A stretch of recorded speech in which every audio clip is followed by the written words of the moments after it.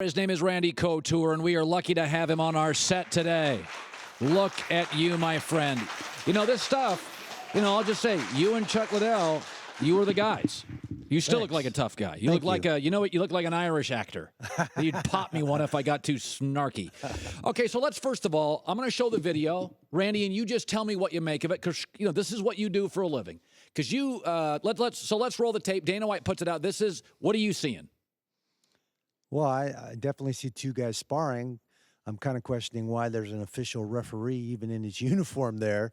That's not a normal thing for sparring work. Sparring is usually two guys. Actually, it would be more than two guys. He would have a number of sparring partners that would rotate in normal circumstance. So what's the job of a sparring partner? To give you a look, present what your opponent may bring to this fight, and try to mimic that as much as you can. Okay, so you're not bringing your game. You're not there to fight. You're not there to prove you can beat this guy or you can compete with this guy. That's not what it's about. You're either volunteering or being paid to come and give this guy a look, give him rounds, give him solid work, and mimic the guy he's fighting. So you get paid probably okay to do that, because can it be human? You've never obviously been the sparring partner. You've been the champion.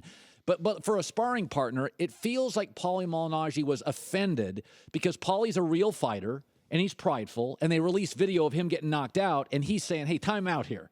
I'm just a sparring partner. Is that what's happening here? This reeks of a publicity stunt to me. Normally you don't have an official referee there kind of presiding over a sparring match. Okay. Normally you would have two or three other partners there that would rotate in on rounds and give each other breaks, because it's tough being that guy.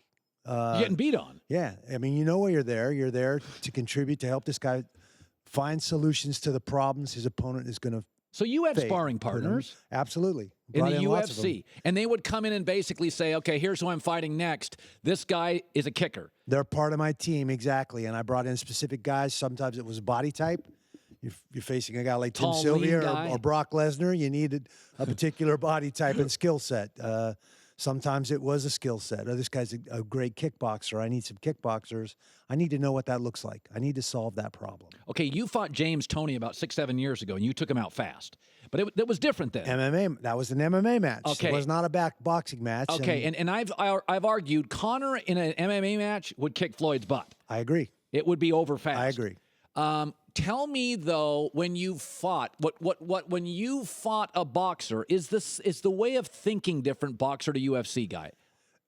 I think a lot of people don't recognize how striking changes when you're in a mixed martial arts competition.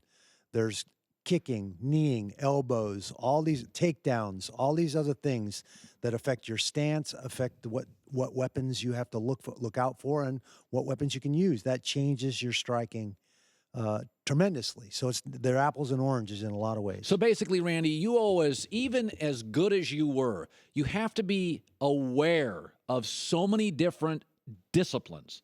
Like Floyd Mayweather goes into a ring, I'm looking at shoulders up.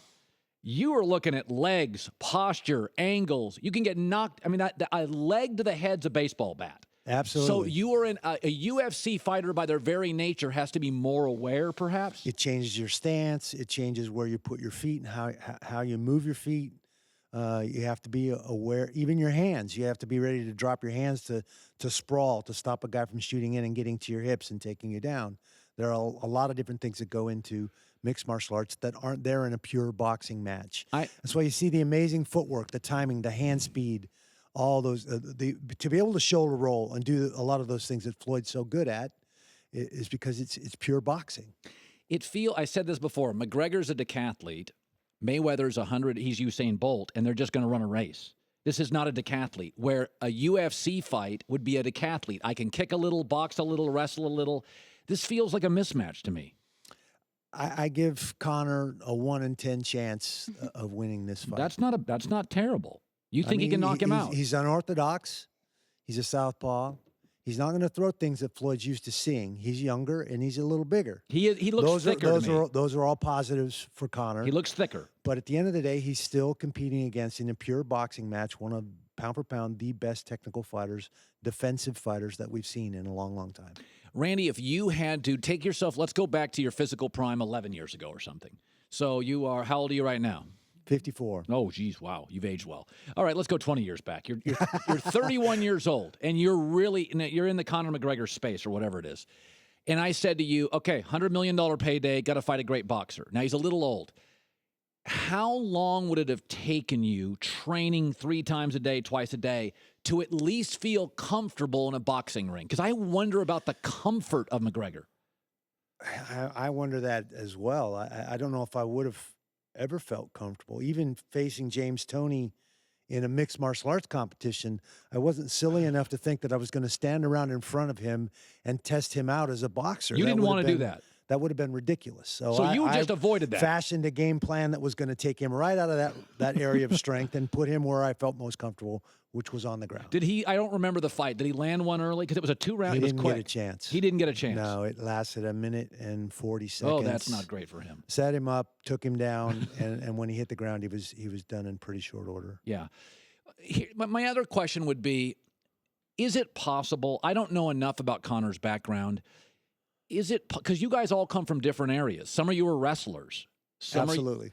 Is it possible Conor does have some natural boxing skills? Oh, Maybe I think more than you did. He's just as mixed martial artists go. Yes. He leans more towards the striking Yes. side of things, but it's a different kind of striking: spinning back kicks, spinning back fists. It's not your traditional Western boxing style of striking. It's a much more martial arts influenced style of striking. That's the unorthodox part that may give Mayweather some issues, at least early, because he's not going to do anything in an orthodox fashion that Floyd's used to seeing. Here's my takeaway: is it's going to be for 3 rounds, an odd fight. It's giraffe against snake. It's literally they've never faced each other, and there's going to be this. I think for 2 or 3, there's always a feeling out period for any fight. But I mean, you're facing 2 different lethal fighters. My guess is it can be a boring fight. It does have that potential. Floyd tends to be a defensive counterpuncher anyway. He brings that style. He's not a big bomber. He's not going to come out throwing heavy leather. I'll be surprised if he knocks Conor down or knocks him out. I don't expect that going either way, actually. I think it has the potential to be a 12-rounder, and I think there might be some sleepers in there. Randy Couture joining us. Let me ask you about one of the other things. This is something that literally you're one of the only people in the world that can explain this, is that when you go into a ring, your heart rate. So just think about getting in a fight when you were in high school or college. Your heart rate amplifies. But they have tested NASCAR drivers, and the great ones in those turns going 198, their heart rate never changes. So Floyd's been in this 10-round stuff, Randy, forever. He knows the pacing of a boxing match. McGregor's pacing is UFC is like, it's like fighting in the backyard at college, right? Like it's like intense, go now. I worry about McGregor's pacing, his heart rate. You get to the 6th round, the 7th, and he's not used to the length of time he's standing in there. There's a little bit of difference. 3-minute rounds versus 5-minute rounds. MMA, all rounds are 5 minutes. Yeah. Conor's been in championship fights, so he's gone 25 minutes, but they're all 5-minute rounds.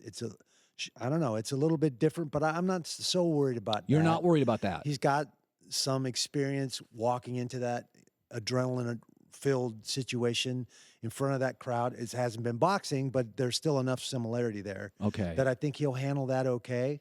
I don't think that's going to be an issue for him, really. Okay. I'm kind of reaching there, but it's just something I'm thinking about. Yeah. Let's look at the video one more time. So when you look at Conor McGregor, as a UFC star, it's almost like you're a 1988 quarterback and he's the 2000 quarterback and he's getting super rich.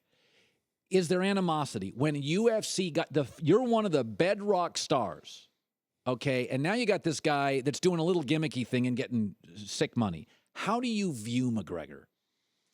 I think he's very good at what he does, both in the cage, the way he fights. He's backed up all the talk. You like his fighting style? For the most part. I like it. It's a dynamic style. I think he has some glaring weaknesses. They're keeping him away from guys like Khabib and some of these guys that are very good ground fighters. Mendez showed a potential weakness in his game, that he doesn't have that wrestling and that grappling style. When he knocked out when Nate he lost to Diaz, it was on the ground. Yeah. And so, they're matching him up in a particular way because he brings a lot of eyeballs to those events. It's good business. That's the biggest thing that this highlights. We as mixed martial artists have everything to gain in this matchup with Mayweather and nothing really to lose. Even if he goes 12 rounds, I think for mixed martial artists, oh my God, you that's won a the win fight for us. Yeah. Oh God, yeah. And if he does find a way to hurt Floyd, I mean, amazing. Hey, boxing has way more to lose in this situation than we do. I will not think less. Here's my thing: if Mayweather, if you come out of this fight and McGregor loses a unanimous, but made Floyd uncomfortable, huge win UFC. Here's the thing that McGregor is doing. He's highlighting the flaw in our sport. Why are they making $100+ million? I've never, ever, and none of the fighters, including Conor McGregor, ever made that much in mixed martial arts. Why? Because the sanctioning body and the promoter are the same guy in our sport, and they manipulate. It's too much power. They manipulate that however they Dana's need got to too much power. And in boxing, those are separate powers. The sanctioning body, and this isn't a title fight, but I don't even know if there's a sanctioning body assigned to this fight. It's more of an exhibition in a lot of ways. But that's the difference. Floyd can represent himself as his own promoter and negotiate for a bigger piece of the revenue that comes in from this event. And Conor, in this situation, because he's protected by the Muhammad Ali Act, can do the same thing. Now, why he's keeping Dana White and the guys there involved and giving them a cut, I think because he wants to maintain that MMA relationship for future reference. But it's interesting. Do you resent Dana at all? I have no issues with Dana. Dana has a lot of issues with me, but I don't really have any issues with him. Okay. You sound like my kids and me. I don't have issues with them. They all have issues with Dad.